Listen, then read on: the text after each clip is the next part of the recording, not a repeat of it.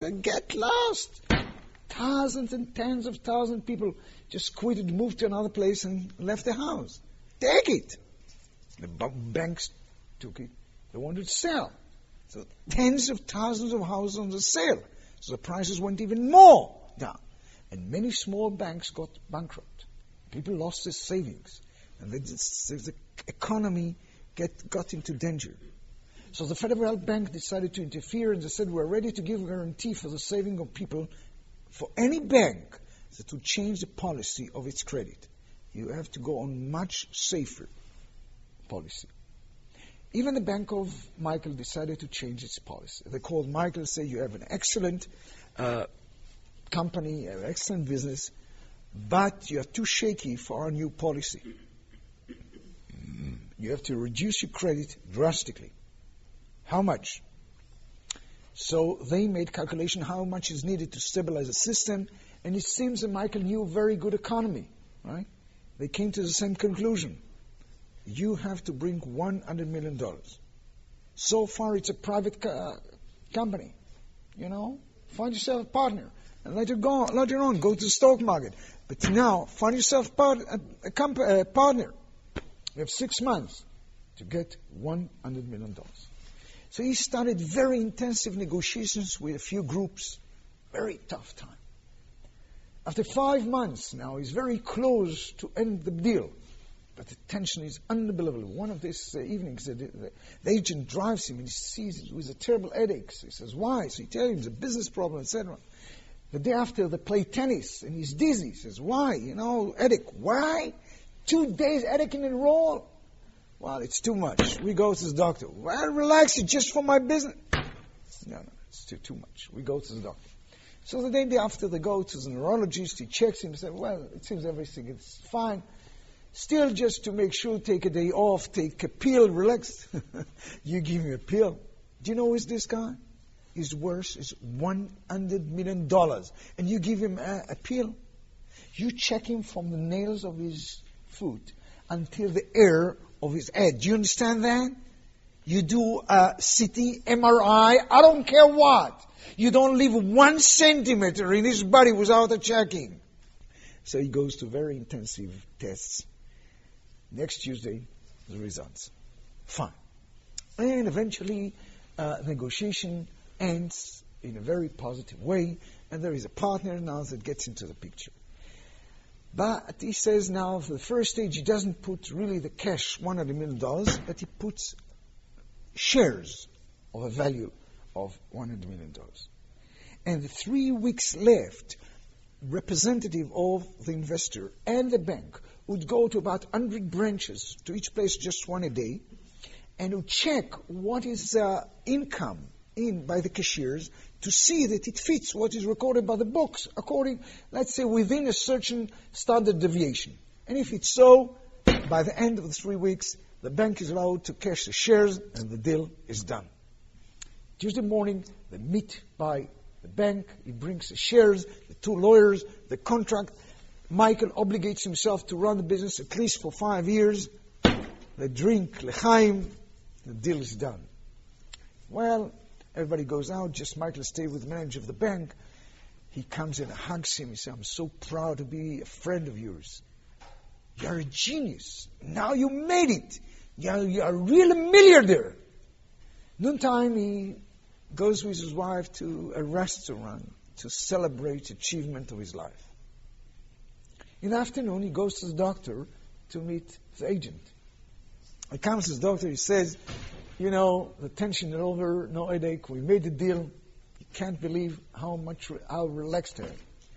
So he told him, yes, the headache just came from a tension, but you had a miracle. What kind of miracle? That your friend insisted that we do you some, CT to your brain scan. Why? He shows him the picture. You see this white dot? What is this? You see these white lines? You have a tumor in your brain. But it's in such an early stage. Usually we'd never find it in such an early stage. Just because I insisted on testing you. But because we found it in such an early stage, but almost for sure can cure you. We take it out, we clean it with laser, all the areas around. Means Hashem, you would be healthy. I want you to see. You see this line? How close it is? In 2 weeks, it would hit the vein. And once it would come to the vein, no operation would be able, we could help you. And you would have only 1 year left to live. Can you imagine what kind of miracle happened to you? Michael is shocked. On one hand, he has a miracle. On one hand, he has a brain tumor. He's shocked. He goes home. His wife gets shocked. She calls the doctor. He relaxes. Look, everything would be fine. We can cure him. They don't sleep all night long. Our insurance agent also doesn't sleep all night long. He calls New York. He says, we are in trouble. $100 million is in danger. They sent a very special medical team at that night to Los Angeles so they could sit with the doctor in the morning and see what is the best they can do. They sit with the doctor and he really reassures them with all the tests. They can cure the guy. Now, if the tumor would hit the vein in 2 weeks, they don't take a risk. They say that the operation it would be in 1 week. So they hire on their account the best brain surgeon from Yugoslavia, the best anesthetist from London. They fly them to LA a few days earlier to avoid jet lag. And just to make sure they can work well as a team, 2 days before the operation, they operated another lady just to see, and they are generous enough, they didn't charge her a penny. Sometimes when to be generous. Michael realized what's going on. He's shocked. Everybody's talking about the operation and so on. And then he realized he just yesterday signed the contract. So he called his partner. He says, look, yesterday morning we signed the contract, and in the afternoon they found some tumor in my brain. The other one doesn't listen anymore. He collapsed, So he said, well, come on. He says, how comes? Do you want me to believe you that you signed before noon and only afternoon? But the tests were a week earlier. Maybe you knew it before. I swear. So you want me to lose $100 million on your word? Michael is shocked.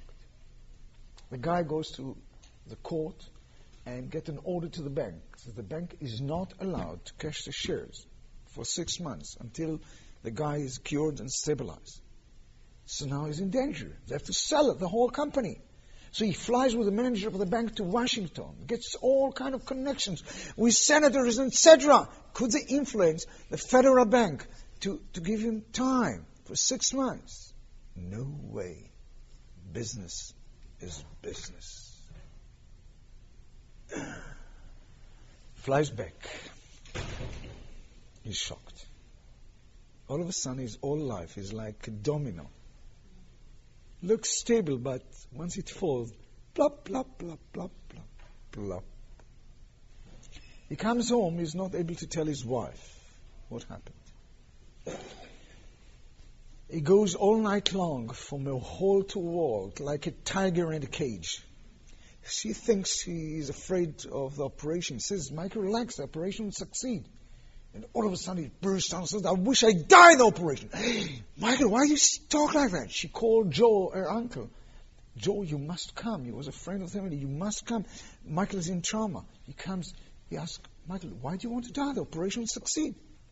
And Michael just thinks, why does he want to die?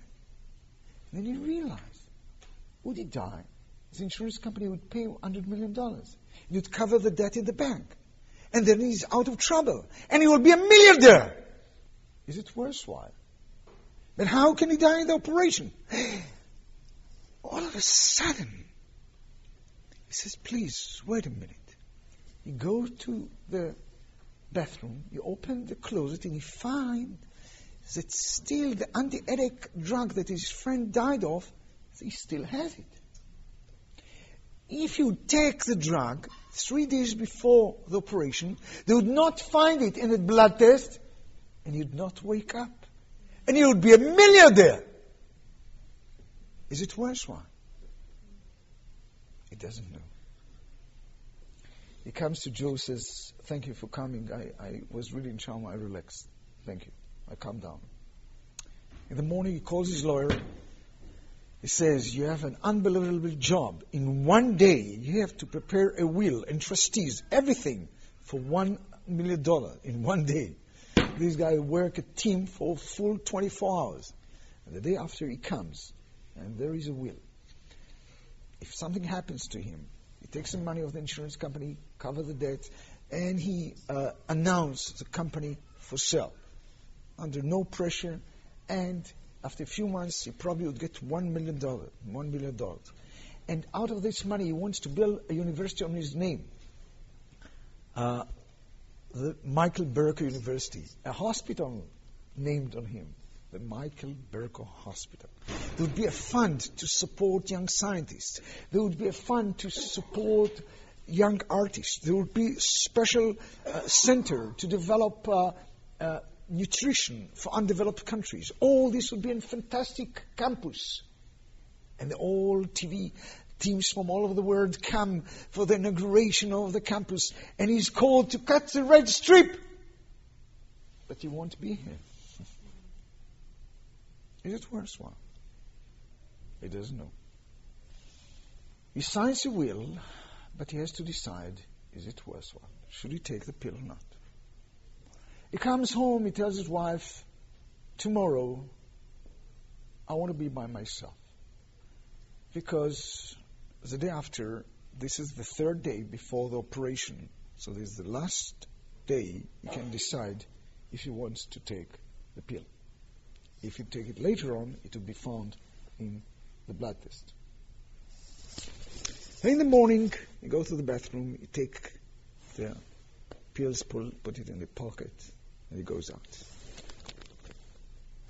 He was a rich man, and he has a lot of friends. He had a lot of friends in Hollywood. You know, it's an area in Los Angeles.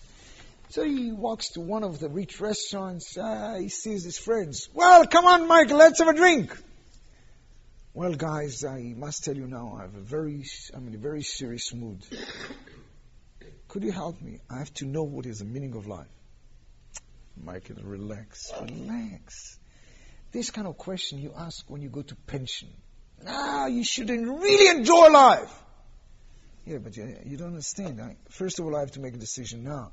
And secondly, if I have to do the right move, I have to know the meaning of life now. Michael, if someone asks this kind of questions, he needs a shrinks, you know. So I can recommend you a very good shrink. These kind of questions a normal person doesn't ask. So he goes out. He recalls that he has a friend, a professor of philosophy, Don. He calls him, Don, I must see you immediately. Okay. You know, my door is open to you. He comes to his university, huge room with thousands of books. Wow.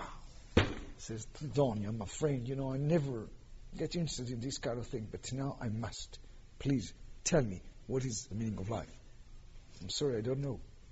What? So what are all these books about? Everyone explains why the other one doesn't know what is the meaning of life. Now he remembers that he wants to build a hospital, university, etc. He says, maybe the meaning of life is to help human beings. Well, this we proved a long time ago that this is not. How? Very easy. I'll ask you, is it possible the meaning of life is to save the insects of the Sahara Desert? No. Why? Do you have anything against them? No. So why is it could be the meaning of life? No doubt that the meaning of life is only if I achieve something so great, I devote to myself, creating or supporting or relating, belonging to something unbelievably big, important. Then I can elicit the meaning of life out of that. I don't think if I save the insects, this is so important to give me meaning of life. Okay.